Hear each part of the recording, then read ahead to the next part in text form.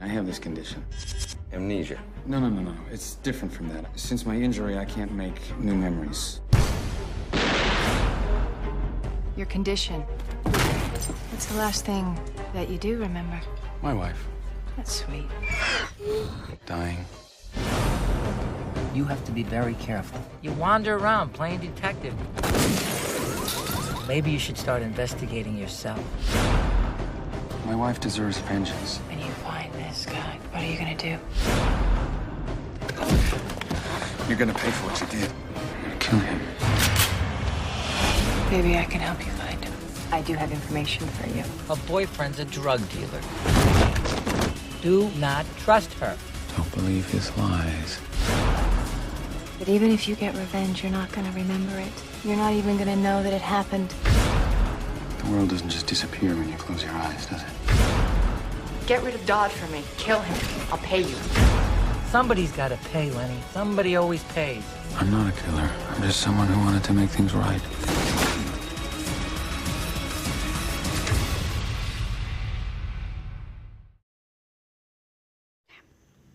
Buenos días, somos estudiantes de Psicología de la Universidad Minuto de Dios, de Psicopatología. Mi grupo de trabajo está conformado por María Alejandra Mota y la de Marcela Ruiz. y quienes habla Sebastián Romero Martínez. En esta oportunidad vamos a hablar sobre la película Memento, que es un filme donde el protagonista busca venganza. Esto debido a que, en su último recuerdo, su esposa está siendo víctima de una violación y él trata de evitarla. En ese momento él sufre un ataque en el cual tiene un accidente. Podemos decir que el olvido es muy común en todas las personas, pero cuando ocurre a partir de un traumatismo se transforma en una amnesia, que ahorita nuestra compañera Ladi nos va a ampliar.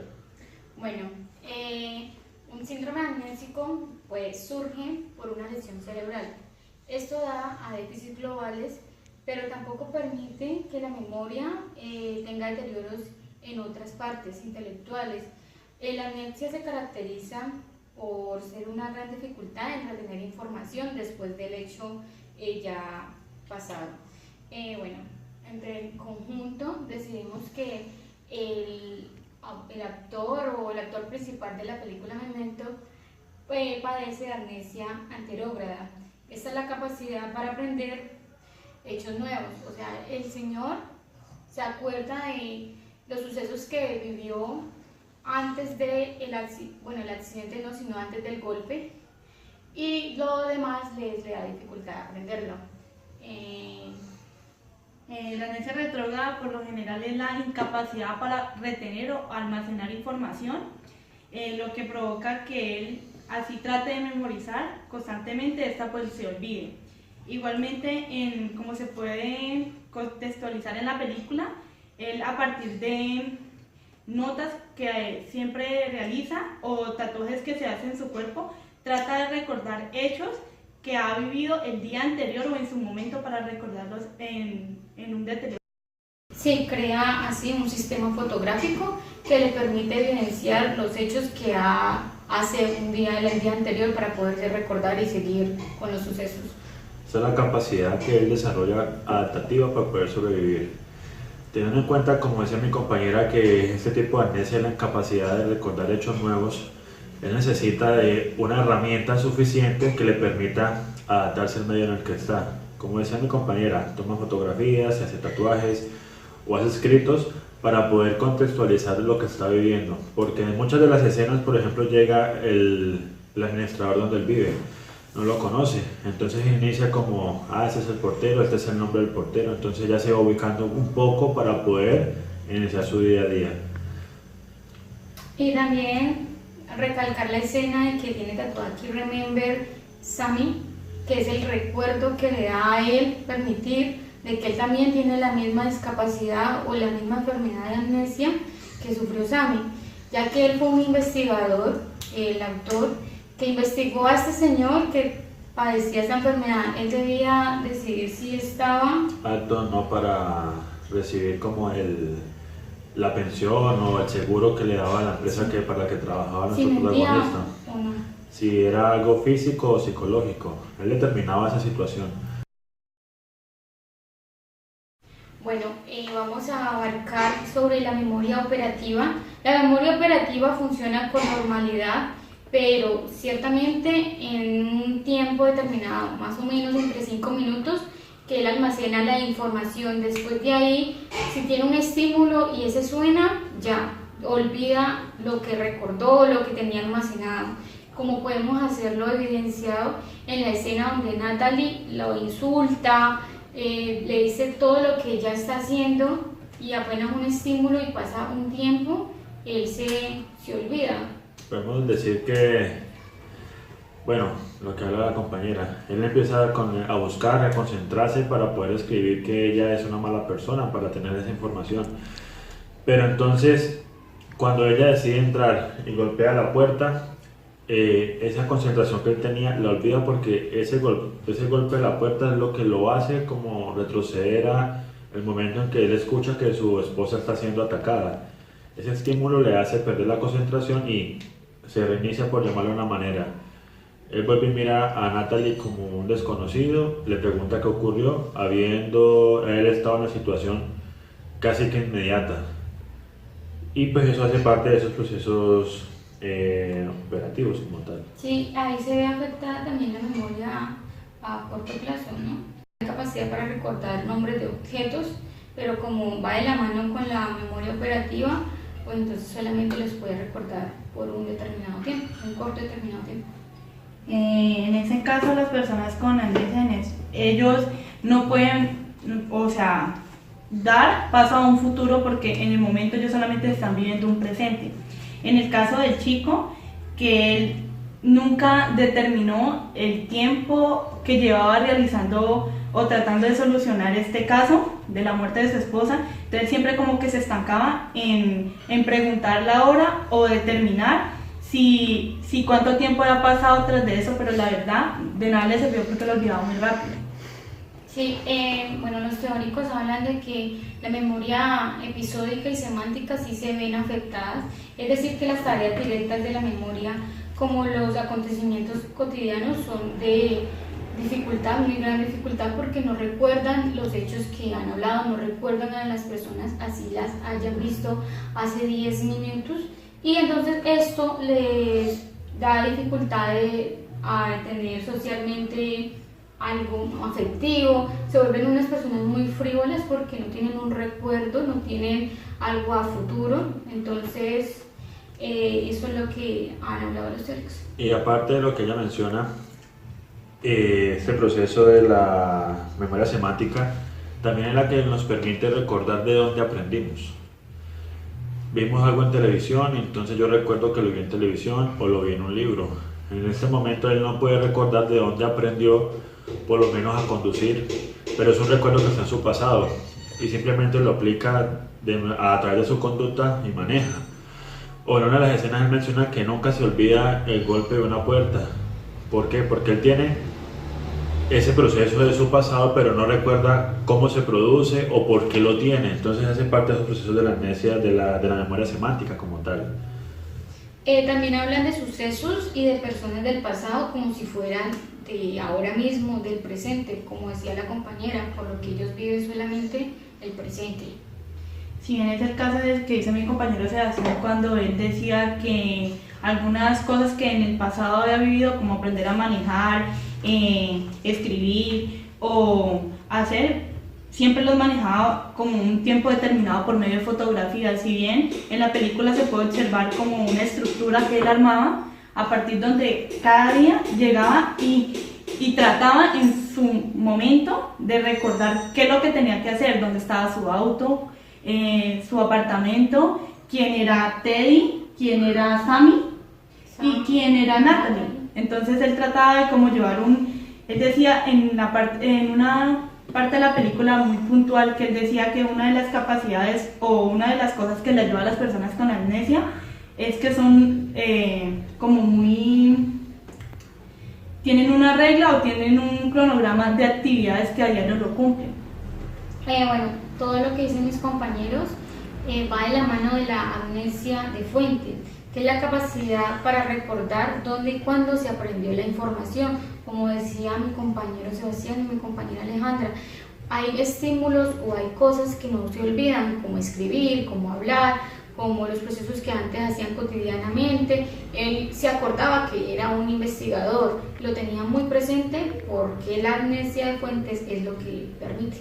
Ahora vamos a hablar sobre las tareas indirectas de la memoria. Se dice que el paciente amnésico pues, no tiene capacidad de crear nuevos conceptos o actualizar sus procesos semánticos.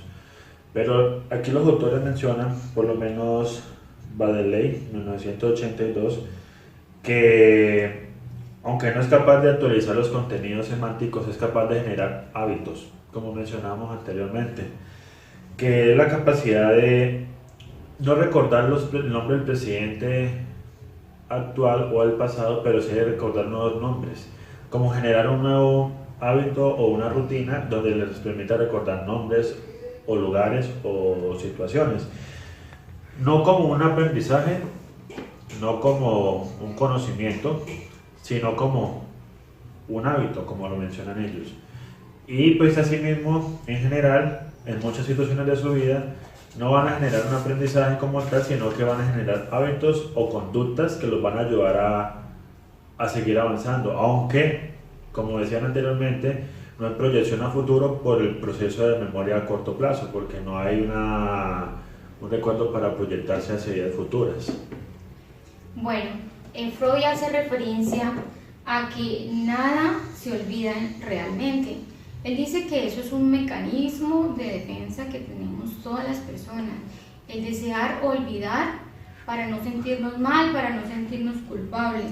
Y el contenido amnésico se puede transformar, que es en base del mecanismo de defensa, como lo hacía nuestro autor o nuestro actor, que él detachó totalmente de la memoria de él que había aplicado insulina a su esposa y de esa manera la había llevado al coma.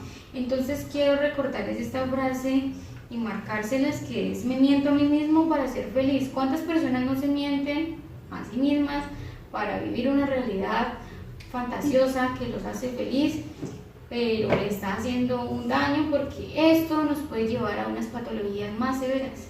Bueno, Esquire en 1987 decía que los amnésicos en general, ellos tienen acontecimientos cotidianos que ellos en su totalidad almacenan pero olvidan repetidamente. Si bien, pues en una pregunta que como grupo decidimos crear es: ¿qué puede aprender un amnésico?